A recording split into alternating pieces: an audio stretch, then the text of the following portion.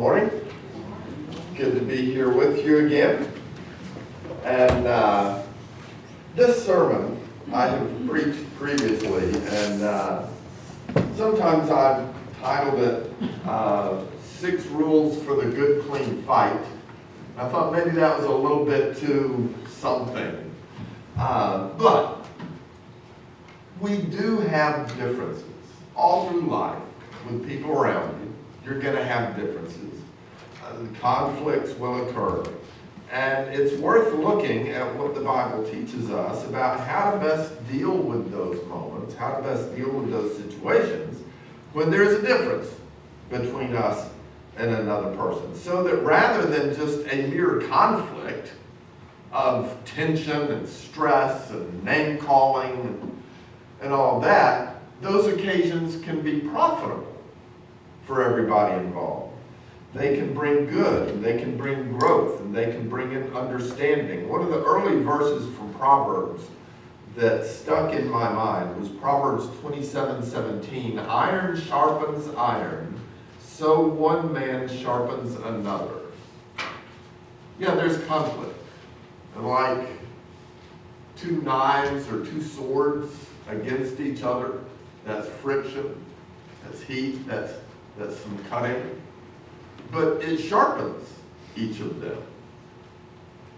I don't know much about knife sharpening, but I suppose you can do it that way. And so conflict is sometimes difficult, but it can bring good things. It can make us sharper. So we're going to look at 6 principles.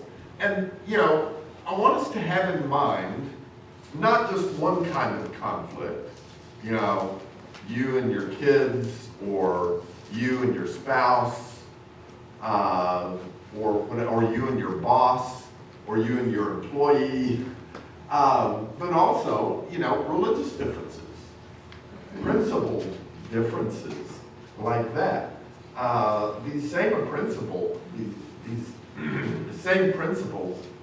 apply to all of these situations. Now, some of these principles we'll look at may apply more to one kind of those differences and conflicts than another kind, but all of these have at least some role in the various conflicts that we have. And the first of these that I want to look at is to stay cool. Do I have that up there? No. There we go.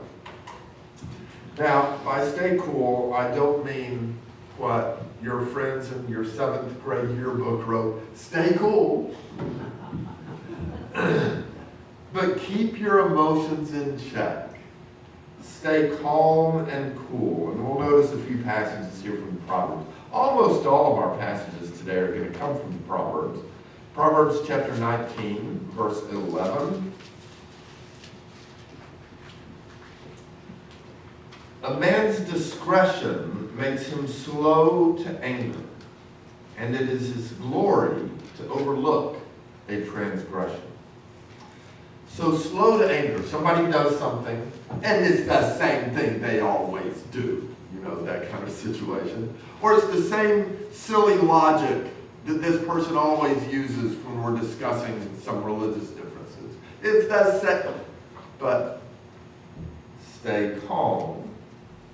As this verse says, a man's discretion makes him slow to anger. And furthermore, the second part of the verse, and it is his glory to overlook a transgression. Sometimes, the other person does something, says something, thinks in a certain way that kind of gets you. But is it really that bad? Do I really have to raise a ruckus over this? Or just, yeah, he does that sometimes. I do things sometimes that aren't ideal too. So balance, slow to anger, and sometimes just overlook it. Don't even think it's something that you have to deal with. But other times, it may be something that you need to deal with, but slow to anger about it. Chapter 15, verse 18. A hot-tempered man stirs up strife, but the slow to anger pacifies contention. Hot-tempered man stirs up strife. So you've got a bowl of strife there. The strife is already there. Now how do we react to this conflict? Well, a hot-tempered man, lost my verse there, verse 18. A hot-tempered man stirs up that strife. Just, really gets it going. That's what a hot temper will do. We need to be calm about things and stay cool about things, because as you see in the second part of the verse, the slow to anger, the person who is slow to anger, pacifies contention. There's that bowl of strife, that bowl of contention, just ready to explode depending on how we react. But the one who is slow to anger can bring peace to that. And everything in that bowl settles down. The slow to anger pacifies contention, where you can discuss things in a positive way. Then back to chapter 17. Chapter 17, verse 27. He who restrains his words has knowledge. Don't say everything that comes into your head. Because some of those things may be true, but they're not helpful in dealing with a particular situation. So, again, verse 17.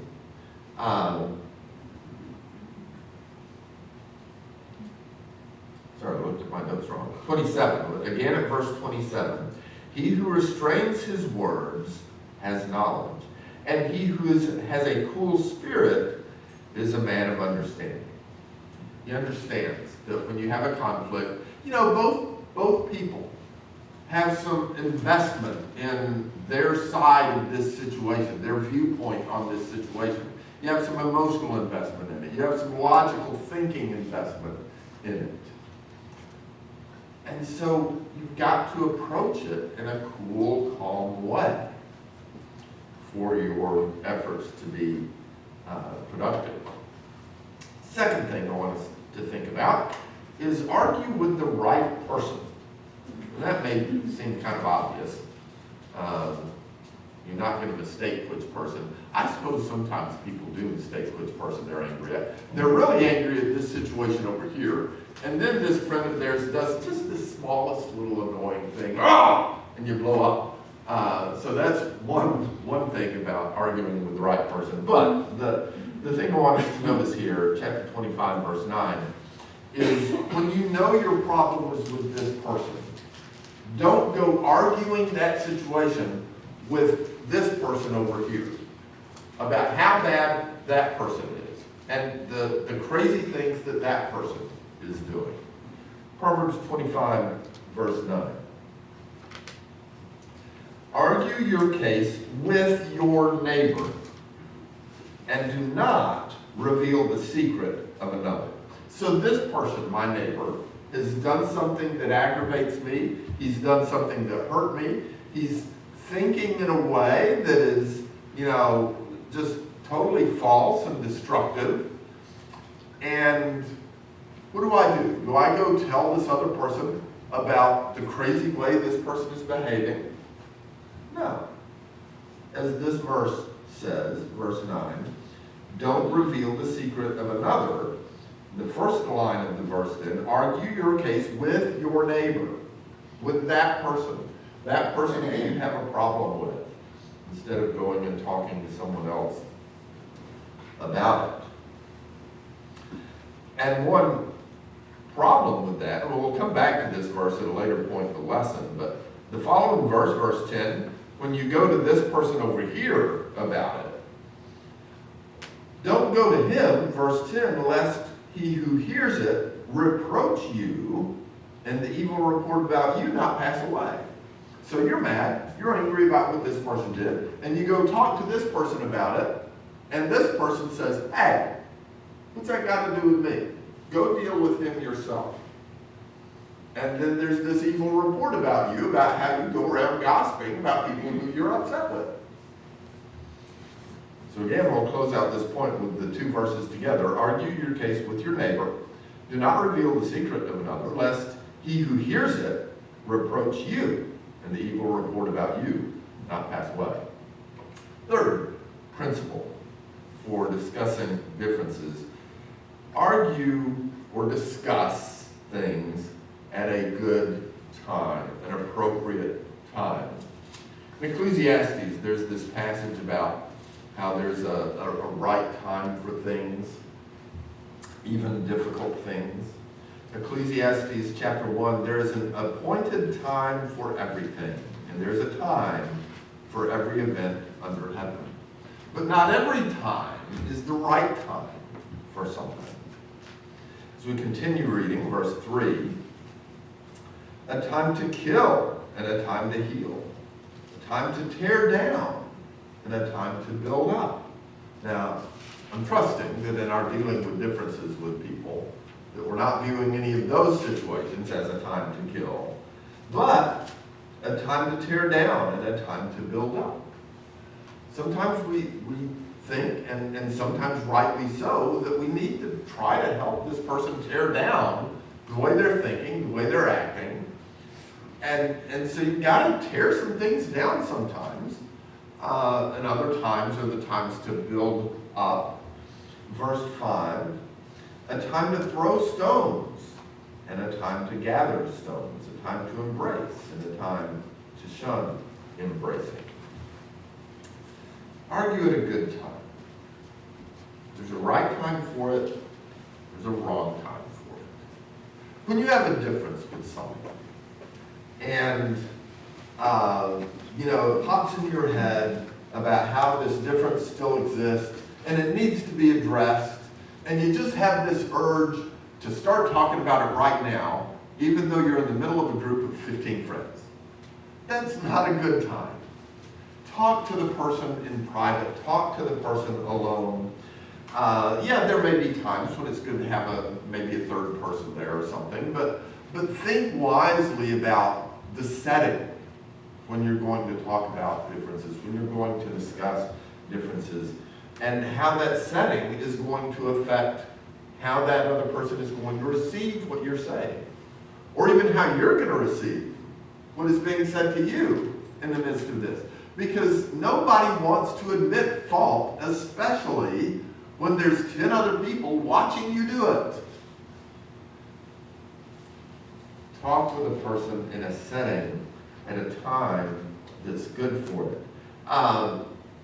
Often, when something happens, and that's the moment when this conflict arises. Something happens, one person does something, the other person's upset by that, and emotions are immediately high. Well, you feel like that's the time to talk about it. Because right now I'm angry. Right now I see the way you're thinking about an issue, and it's totally wrong. It's totally wrong for you to look at this issue, this maybe a Bible doctrine, maybe just relationships between people kind of thing. Maybe we're upset with each other. Whatever the kind of thing is, you're upset right then. And the other person may be upset right then. Is that the situation in which people are ready to calmly think about a different point of view than their own? No. So when something kind of boils over and the emotions are high, that's not a good time to talk about it. You say, hey, what? I want to come back to this later and go on with whatever it is you're doing. And then, maybe the next day, maybe not a week later, although there might be some situations, but don't feel like we've got to address this right now. Choose a time. There's a time for these things, and there's a time not for these things. When the other person is busy, he's busy, he's got to get this work done, and you walk in and say, we need to talk about this. I got a deadline, I've got to finish, not when they're busy. That's not a good time. Think about the time that you choose instead of just immediately, I want to talk about this, so we're going to talk about it right now. Think about the time that is wise to talk about it. Don't use harsh and bitter terminology, is our fourth principle. There's that saying that we all learned when we were kids, because I suppose it was supposed to convince us not to care. Sticks and stones may break my bones, but names can never hurt me. Do you think that's true? No, I don't think that's true. Names can hurt. When somebody labels you in some certain way, it's not that they're saying, I think you made a mistake in your thinking here. It's like they're saying, you are a mistake. When they call you names, when they use harsh terminology, I can be great friends with someone and appreciate them with a brother, as a brother, even as they call me out for a mistake I've made, if they don't use harsh terminology. Now, maybe I should be able to appreciate it even if they do use terminology. But I know it's a lot easier when they don't use harsh terminology. They can offer a complaint to me, they can criticize something that I've done, and there's no harm to the relationship because they've come in, just actual friendship and concern and love. But on the other hand, when one person calls another person some harsh, mean, bitter name, well, you're just being an idiot, or fill in the blank, whatever a person might say. That's a different situation. In class this morning, we were looking at 2 Timothy chapter 2. The Lord's bondservant must not be quarrelsome. In other words, not just always ready to quarrel and want to quarrel, but be kind to all, able to teach, patient when wronged, with gentleness, correcting those who are in opposition, and perhaps God may grant them repentance leading to the knowledge of the truth.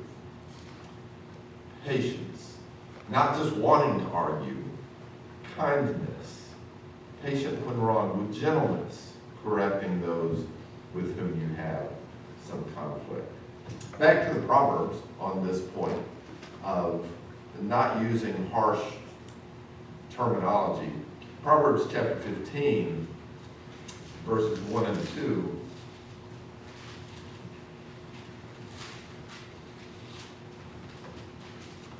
A gentle answer turns away wrath, but a harsh word stirs up anger. The tongue of the wise man makes knowledge acceptable, but the mouth of fools spouts folly. Someone comes to you, and you can tell there's some tension. Maybe there's already some anger there. You can respond with a gentle answer, or you can respond in kind with anger and bitterness. And what's that going to do?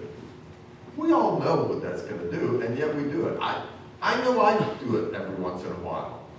I respond more harshly than I should if the other person is doing things that provoke me. It's hard to get that under control. Maybe it's easy for you. Sometimes I find it difficult. But a gentle answer turns away wrath, while a harsh word stirs up that anger. The tongue of the wise makes knowledge acceptable. You choose words that are helpful and calm, and they dwell on the difference that exists between the two of you, but in a calm, soothing way. And that's so much more productive when we're trying to deal with difficult situations of differences. That's the tongue of the wise person, but the mouth of the fool spouts folly, because he's destructive in his words, and no one finds it particularly easy to respond to that in a good way, and it just makes the whole situation worse.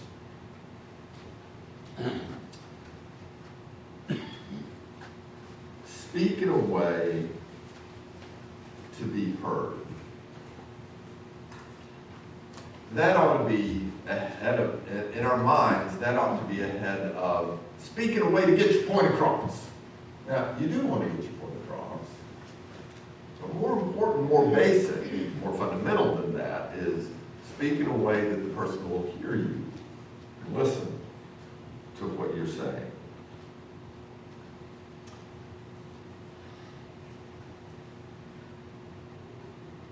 Okay, I've got several more notes under that paragraph, but I think we've talked about those things well enough. Fifth principle for discussing differences: don't have an anger savings account. What does that mean?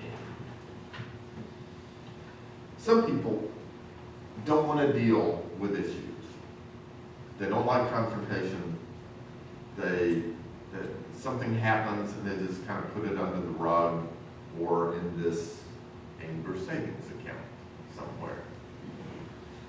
And, time goes by and then there's another situation. And you don't want to deal with it, you don't like confrontation, you just don't want to talk about it, you just put it away over there. You ignore it, you ignore it, you ignore it. Proverbs 19, verse 11 says, a man's discretion makes him slow to anger, and it is his glory to overlook a transgression. We've already noticed that verse once, but the idea that some things, maybe the reason you don't want to deal with it is it's really not a big deal. It's your glory to overlook that little transgression. Yeah, they said something they shouldn't have. Yeah, they were viewing something in a way that wasn't accurate. But it's not that big of a deal. Don't save it for later. Just overlook it and let it go. And not consider it a thing that was offensive that you're kind of holding on to in the back of your mind in that anger savings account. Because sometimes then what happens is you've got all of these little things that you've never dealt with, and none of them were really big things, but all together, did this, did this, he did this. Yeah, it wasn't so big, but he also did this. And then he did number 3, he did that one again. And you saved up all of this until it amounts to something that really angers you. Proverbs 10:18. He who conceals hatred has lying lips, and he who spreads slander is a fool. If you have an issue with this person, you either need to realize I shouldn't have an issue and drop it, or I have an issue and we need to talk about it. The solution is not, I have an issue but I'm not going to tell them about it until enough of these things pile up that I explode. One of my roommates in college, I had a few different roommates in college, and one of them, he and I weren't very much alike. We weren't really good friends. We weren't enemies, at least I didn't think we were. His personality was very different than mine. And apparently, I had been doing some things that got on his nerves, but I had no idea because he never said anything about it. Until one day, when I did something that got on his nerves, and then he just unloaded the whole thing on me. This thing, that thing, the other thing. That's not a healthy way to deal with differences. Don't have an anger savings account like that. If it's not that big a deal, then Proverbs 19:11, just realize, that's something that doesn't really matter. You can overlook that, it's no big deal. Or, if it's something more than that, then deal with it. Find a good time, find the right words, and talk to the person about that thing. All right, finally this morning, the 6th principle. we've been kind of approaching this subject so far as if we're always the one who's right. And we just got to find the right way to convince the other person that he's wrong. But maybe we're the ones who are wrong. You know, is there anybody in here who says, I'm always right? Anybody? Not me. When it comes to biblical interpretation, are there any of us who say, I always have the right, correct answer? All my answers about it are always right. Nobody? Me? No, I don't say that. But our difficulty is, in any particular situation, oh, I'm right about this one. I'm right. And you may be. You may be, and you may feel confident about that with good reason. But it seems every time, now I'm not saying everybody's like this, but a lot of us are like this. It seems every time a situation comes up, it's one of the ones I'm right about. And we need to be more ready to realize the other person may have something that I haven't thought about. The other person may have better perspective on this than I do. And so I need to listen, because he may be the one who's right. Proverbs 25:8. I think I said we'd come back to this passage. Proverbs 25:8. Do not go out hastily. No, this is not one that we went through already. Do not go out hastily to argue your case.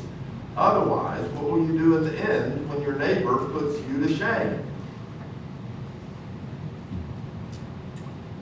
You know, you're so ready to argue this point because you know you're right. And so you come into it gloating. You come into it proud. You come into it with strong words about how this other person is wrong. And then they show you a passage that, oh, I didn't see that passage before. Or if it's just a personal conflict kind of thing, you come into it so strong like that and condemning the other person, and then they show you a fact of the situation that you've not been aware of, and you realize, oh, yeah, I didn't know that. I was wrong. It's hard and embarrassing to make that admission when you've come into it so strong and so firm and with such harsh language, and then they show you something you didn't know about. It's a lot easier to admit that their position is right when you've come into it calmly and say, you know, maybe there's something I'm missing, but from my perspective, it seems like da-da-da-da-da. Can you help me understand, you know, why this went down this way, or why you reacted this way, or why you believe such and such? Then when they tell you the thing that you were unaware of, all you have to do is say, oh, yeah, I didn't realize that. Makes total sense now. So much easier than when you made a huge deal about how right you are and how wrong they are, to then have to make that admission. As this verse says, do not go out hastily to argue your case, otherwise what will you do in the end when your neighbor puts you to shame? So, these are good principles. Do you want to act with wisdom? You want to act with understanding? Listen to the other person.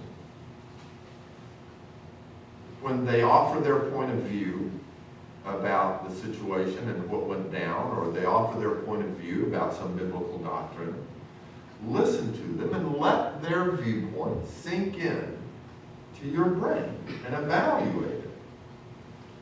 And then come to a conclusion. Proverbs 17:10. A rebuke goes deeper into one who has understanding than 100 blows into a fool. If you'll have understanding, then the person who's telling you, no, actually you missed something here, that goes right into you. You're able to take that in and benefit from it. So really listen. Look at the situation from the other person's perspective. See that discussion as an opportunity to become more aware of something than maybe you had been. We're going to close with Psalm 141, verse 5. Psalm 141, verse 5.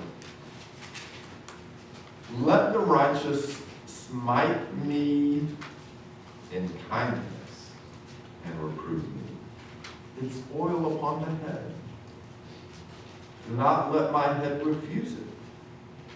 For still my prayer is against their wicked deeds. So, when there is someone righteous, let him tell me things I need to hear. Listen to his objections. Listen to his thoughts and his rebuke. Because it can benefit you. So, we all have conflicts. We all have moments of differences with those around us. When that happens, keep calm, stay cool and collected. Talk with that person about it. Not going over here and saying, you know what that person did. Choose the right time to talk to that person, a time that's going to be able to yield productive results, calm discussion. Don't use words that you think will impact him harder because they're meaner. It's going to impact him, but not in any good way. Don't use harsh terminology. Don't just store things up and let your anger build about them. Don't have that anger savings account. And maybe one of the most important of all of these is to really listen, because the other person's perspective might be on the money and it's yours. It's off. And you need to do that.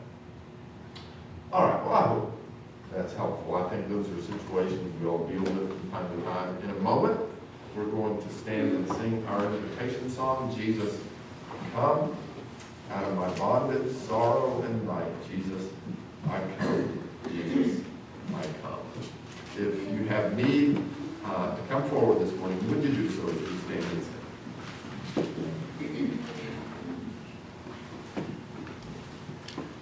Out of my bondage, sorrow,